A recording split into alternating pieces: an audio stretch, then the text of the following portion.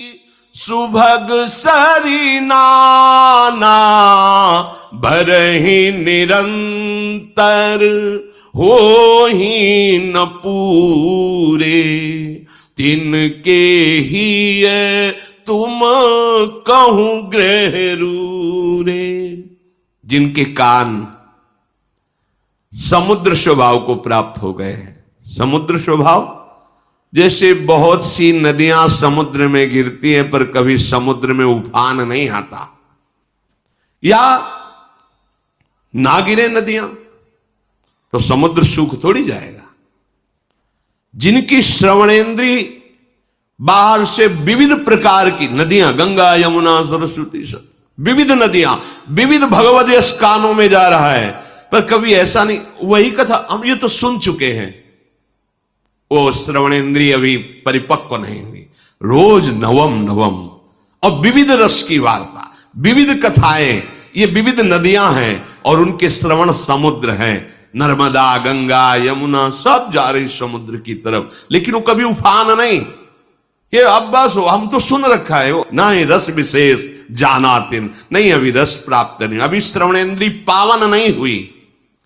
अगर ना जाए तो अंदर उसके निरंतर मंत्र और भगवत चरित्र चिंतन चल रहा है, तो उसको सुन रहा है। एक श्रवणेंद्री बाहर है, एक अंदर है। श्रवण का ये द्वार है ये, और इंद्री तो अंदर है। श्रवणेंद्री यहां आप बंद कर लो तो का सुनाई नहीं देगा, इसको आप ढक लो, किसी से पूरे से बांध लो, इसके बाद अंदर ही अंदर मंत्र देखो सुनाई देगा, क्योंकि श्रवणेंद्री अंतर है।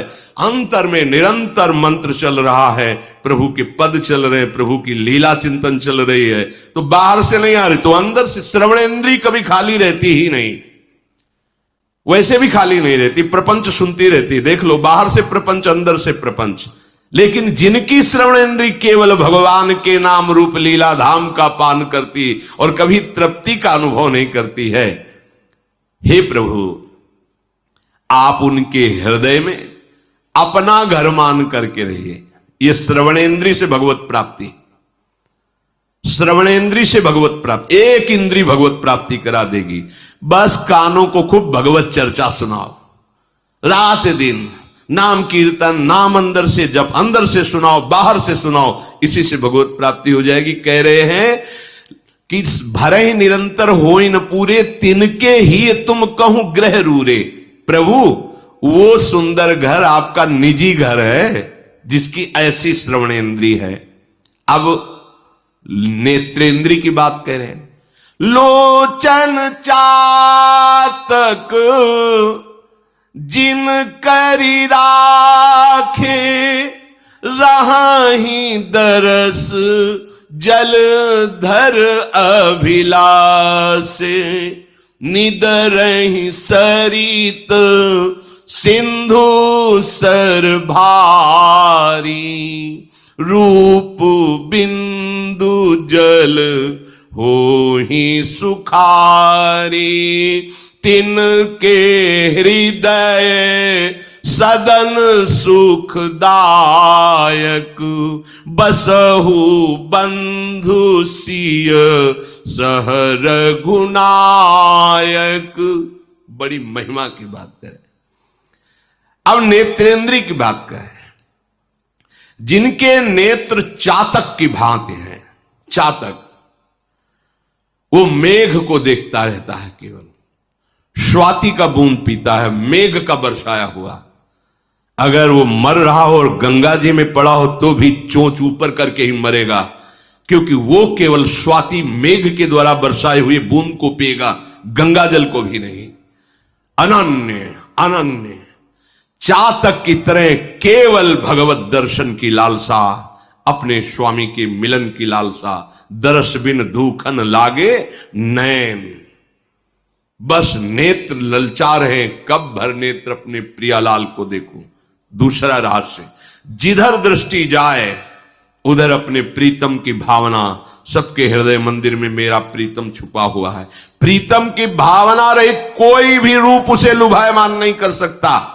निदरहि सरित सिंधु सर भारी, अपने आराध्य देव के रूप के सिवा चाहे त्रिभुवन का कोई भी सौंदर्य हो, वो नेत्र लुभायमान नहीं हो सकते, क्योंकि जैसे चातक है केवल मेघ के द्वारा बरसे हुए स्वाति की बूंद को लेगा, अन्यथा वो भले गंगा की धारा में पड़ा हो मर जाएगा, एक बूंद जल जीवित नहीं जाने देगा।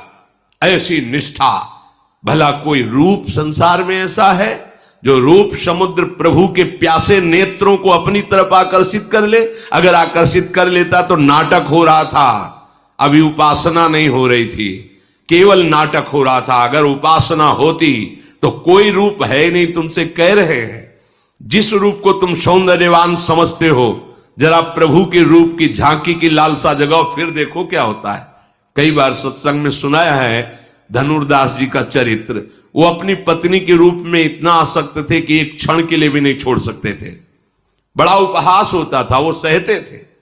अब सामान लेने जाना है तो अकेले जा नहीं सकते, पत्नी को लिवा के जाएंगे क्योंकि रूपासक्त हैं वो।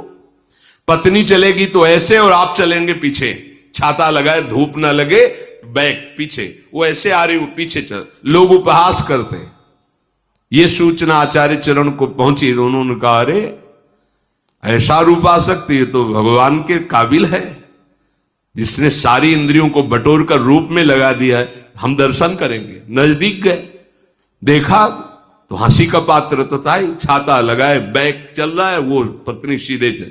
नजदीक गए, बोले भाई इतना आसक्त क्यों? बोले देखा कि संत हैं, हल्के से। उन्होंने कहा महाराज बिना इनके रूप के हम जीवित नहीं रह सकते। तो उनका अगर इससे भी बढ़िया रूप हो, बोले हो ही नहीं सकता। तो जे ही स्पर्श किया और संकल्प किया तो सामने नौ किशोर रूप ठाकुर का छाता छूट गया, पतली भूल गई, पीछे लग गए और अनंत काल तक उस महारूप का पान करने के योग्य बना दिया। ये भगवान के प्रेमी महाभागवतों का। तो जिनके नेत्र चातक की तरह केवल भगवत रूप दर्शन की लालसा रखते, कोई कितना भी रूपवान हो। श्रीपाद प्रबोधानंद सरस्वती जी ने कहा कि राधा किशोरी के चरणों का आश्रय लेने वाले को भगवान का मोहिनी रूप भी मोहित नहीं कर सकता, क्योंकि मोहिनी प्रिया जो मोहन को, विश्व मोहन को, मदन मोहन को, मुनिमन मोहन को, स्वमन मन मोहन को अपने अधीन किए हुए हैं। जाके अधीन सदाई सांवरो, उन लाडली की ठसक रखने वाला, जिनके नेत्र लाडली के गोरे चरणारविंद के दर्शन की लालसा से युक्त है, उनको भला कौन लुभायमान कर सकता है? तो कह रहे जिनके ऐसे नेत्र हैं, नेत्र इंद्री का वर्णन, कि वो केवल प्रभु की रूप माधुरी देखने के लिए हर समय तप्त रहते हैं, जलते रहते हैं। दर्श बिन दुखन लागे न, जब से तुम बिछुरे पी प्यारे कबहु न पायो चैन। बोले ऐसे उपासक के हृदय में हे प्रभु आपका सुखदाई महल है, उसका हृदय, आप सुखपूर्वक तीनों, आप लखन और शिया उसके हृदय में विराजमान हो।